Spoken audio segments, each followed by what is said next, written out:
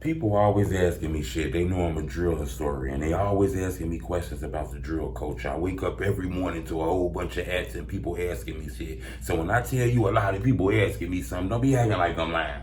I'm telling the truth. I had a lot of DMs this morning.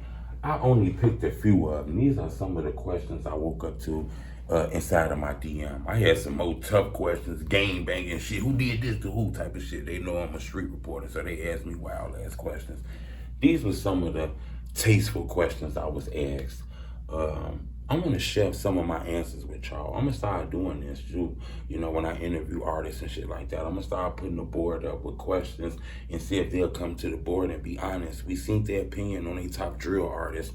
People weren't really honest when it came to that list, in my opinion. I seen Chiefkeef at number 50, so, but these are some of the questions. Now you gotta remember, when it comes to the board, it be tough. The shit can change. You fuck around, smoke a blunt today and feel different, and the board be different. So don't hold me to it. Best drill rapper all time. This is tough because a lot of you guys are gonna say Chiefkeef. Some people might even say Pac-Man because it's rumors that he created the drill culture. Some people say it ain't rumors. That shit stamped. Some people might say King Louis. He was the first person to come with the drill after Pac. In my opinion, it's a all time. I think Keef invented it. I think he the godfather, but I'm gonna go LilDurk. I'm gonna say LilDurk has crossed over to become the biggest drill artist of all time, in my opinion. He didn't create it. Without Sosa, it wouldn't be no Durk. You know, while the cameras was looking at Chiefkeef, it looked over his shoulders and seen LilDurk. So Durk owed him everything, but I'm gonna say Keef has surpassed him, in my opinion. I mean, Durk has surpassed him, in my opinion. I don't believe Keef is gonna be able to monetize and make money 10 years from now off the music that he recorded 10 years ago. I think Durk will still be able to eat off that music he made a long time ago because he kind of went commercial, made radio records, and he was more radio friendly. Don't get me wrong, Chiefkeef signed a lot of bad record deals, and he didn't really take signing the deal real serious. So, you know, he was in lawsuits and shit like that. That kind of messed him up, in my opinion. But I think Durk has surpassed him as the bigger artist, in my opinion. But I do think Keef have more fame than him. But I think Durk is the bigger artist right now. Hottest upcoming drill rapper in 2023. So that means at the moment right now. I think we gotta take the Keefs out. We gotta take Durk out. We gotta take G Herbo out. I don't know if Polo a drill artist, but if we're gonna go with just like guys on the come up and shit, I'm gonna have to say maybe Lil Zay Osama. Maybe Lil Zay Osama. Maybe like mixed in with a little PGF Nuck. Memo view real good. I'm gonna say Memo 600 too. Cause in my opinion, Memo 600 might not drop a lot of songs, but on YouTube, he's an algorithm beast.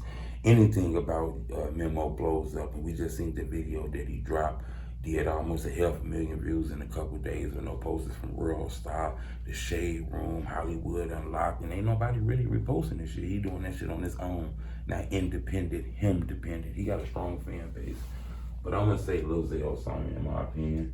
I hate to name names because y'all gonna drop somebody's name in the comment section and I'm gonna say, oh hell yeah, he supposed to been in there. So my bad on that.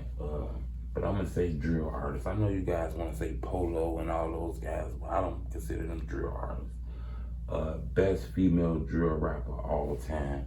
It was a big argument about that on the internet a little while ago. Was it Katie Got Bands? I like Katie Got Bands. I think Katie Got Bands is dope. She got a dope energy.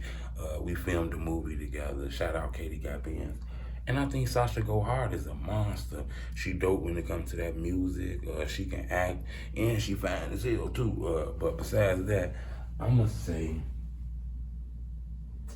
oh, don't get me wrong, because even though Katie Got Bands is a monster, I did see Sasha. I might have seen Sasha before I seen Katie, no disrespect. But I might have seen Sasha before I seen Katie, like in old Chiefkeef videos and shit. But I'm gonna go Katie Got Bands on this. I'm gonna go Katie Got Bands. I think Katie Got Bands is the godmother of drill rap, in my opinion. But I do think we gotta put Sasha Go Hard next on that list. But I'm gonna go Katie got bands. When it comes to the drill, now I know it's Debrat and Nooses from Psychodrama and shit, but I'm gonna go down. But I'm gonna say Katie, best female drill rapper out right now. That's tough because you got people like Key the Queen, who I think is a legend, should be way bigger than what she is. We got a lot of legends in this shit, but I think hottest upcoming artist right now at the moment in Chicago, female,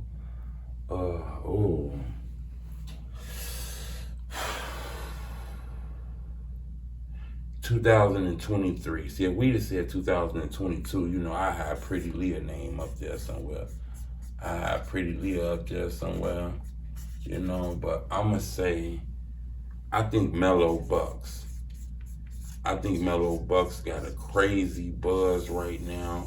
And when it comes to Chicago female rappers, ain't really been too much really killing it in 2021 like that, even though it's a lot of them, and about time they finally getting their recognition. But I think Mellow Bucks, I think she could be a star. Her flow decent, Even Lotto recognized it and came out here and jumped on the shit. So I'm not so in tune, but I want to say Mellow Bucks, even though there's a lot of female artists out here. Shout out to Chella H's and shit, man. I do think Key the Queen should be on here somewhere, but I'm going to say as of right now, at this moment, 2023 in March, I'm going to go Mellow Bucks. Who deaf shocked you the most? Ooh, I get that question asked a lot in my DM. Everybody deaf, Ain't one deaf better than the other, littler than the other, So this is a tough question. I don't really want to answer that like that. But I am going to tell you what deaf really, really extra shocked me. When I woke up in the morning and it was all on my Instagram that Zach TV was gunned down, shot and killed downtown. I couldn't believe that shit. I thought that was fake. Zach done been in every tough guy neighborhood in Chicago. He done been in this hood where they up in the place. He done been in that hood where they got the place. He done been in interviews where niggas got the place. He done been in every tough guy ass neighborhood in Chicago, but lost his life in the most safest place ever. Downtown. That confused me. That shocked me. I'm gonna say Zach TV death. That death shocked me. Especially because I was supposed to be on Zach TV. A lot of people don't know that. I was supposed to be on Zach TV like a week before he ended up losing his life, but due to something, I didn't get a chance to make it. And I was gonna do it actually later on, but he ended up being shot and killed, man. Zach was a good dude. Look, Zach showed me love, represented me, talked about me on all his interviews. He said, "True, I'm gonna bring your name up in all my interviews and shit like that." Zach shouted me love, called me on the phone, text me. Zach spoke to me like he knew me in real life. That's how good he was, because he knew that he was like a tree and I was seeds, from some shit that he planted. So he showed me mad love. I never met him in real life, but we spoke 3-4 times a week on the phone, plenty of DMs between us. That was a friend of mine on some real shit. But I'm gonna say Zach death. I also want to say EBE Benz death kind of shocked me too. EBE Benz. That's my spelling off today. That's the rapper from GMEBE from Chicago. He was a white boy, part of the Stones. Benz was beaten with a baseball bat, then set on fire, then drove to the woods and threw his body away. And his homies did that. People he knew. He was beaten like that in front of this guy's own kid. Like this guy who beat him had his kid and his baby mama with him. Think about that. I'm trying to say this. The person who killed Benz, he killed Benz in Ben's house. The person who killed Benz had his baby mama and his kid with him. He killed Benz in front of his family, in front of his own family. This shit crazy, sick. But it's a lot of deaths, but them deaths kind of shocked me. Something about you the people might not know. I don't want to give out so much because I'm eventually do an interview. A lot of platforms been contacting me. I actually got my official interview. I'm going to be dropping on Vice News. I've been doing a lot of content with Vice News, man. We got about 3-4 documentaries finna come out. I got an exclusive interview with them. That's going to be dropping soon. I'm going to be dropping some more interviews on some more platforms. But some I can share that a lot of people don't know, but some people know who've been following my YouTube channel. I was actually shot before in Chicago. In Chicago, on the west side of Chicago, I was shot in the arm, and my friend was killed. He was shot in the head and murdered. And the crazy part about this, I was only 8 years old. I actually talked about this in a video on YouTube. You get a chance to check it out. It's the reason Truth Teller was shot. You get a chance to check it out, man. But it's violent out here. It's always been violent out here. But I want to tell y'all something about that I talked about in my interview. You know, as me kind of being on YouTube, gaining a little bit of notoriety, because I ain't blew up, but gaining a little bit of notoriety, somebody DM'd me on social media and told me, you know, I know why you was shot, bro. I remember what happened and exactly what happened. And somebody DM'd me, I called him, we spoke, and he told me the reason I was shot, man. And this shit crazy as hell. That years later, something like that happened. I explained that in my interview, man. It's gonna be coming out in Vice News and shit like that. But something a lot of people don't know, I was shot. Okay, I was shot in the arm. A lot of people don't know, if you can see, I was shot. I was shot in my arm right here, okay? And I'll kind of ashy right now, but that's why I was shot at, though. But I want y'all to see that that's real shit. So people say, he ain't from Chicago. Not only was I from Chicago, I've been a victim in Chicago. And my friend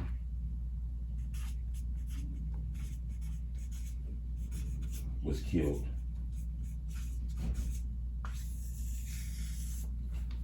Remember that? King Vaughn, the FBG Duck. Ooh. That's tough. Duck had more music, but Vaughn impact was real strong. I'm gonna go Ty, in my opinion. If I gotta pick. But if I had to put him on a list, I might put Duck in front of Vaughn just because he has more music. But if it's just gonna be them two together, I'm gonna go with Ty. Y'all ain't finna get the drama. Name 3 people you talk to that nobody might not know. Oh, that's kind of policey. This question, policey. Yeah, that question, policey. That question, policey. I'm gonna say 3 people I speak to that a lot of people might not know. I speak to King Lil J. You know, me and King Lil J done had several conversations.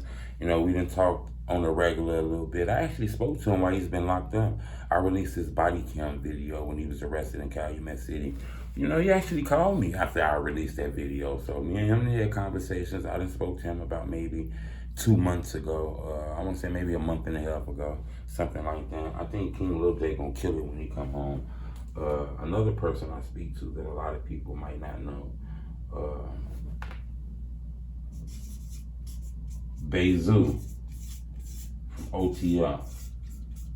Me and Bezu done had several conversations on the phone. We done spoke several times.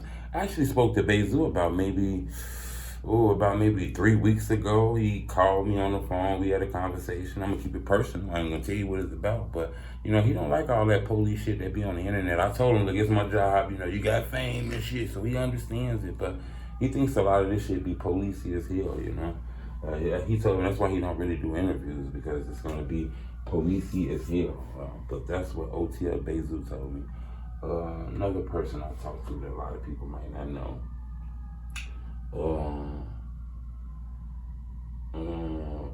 Oh, I got one for you. I had a conversation with Atlantic Records. A lot of people don't know that. I speak with Atlantic Records a lot. Me and Atlantic Records have a lot of conversations. They ask me, Truth, who's the hottest artist in Chicago? Who coming up? Who do you think ready for that buzz? And who should we look out for? I just sent them plenty of people Instagram tags, and a lot more other things I ain't gonna speak on right now. We'll speak on in the future. But these are 3 people a lot of people don't know I speak with. The Atlanta Records shit I think is dope.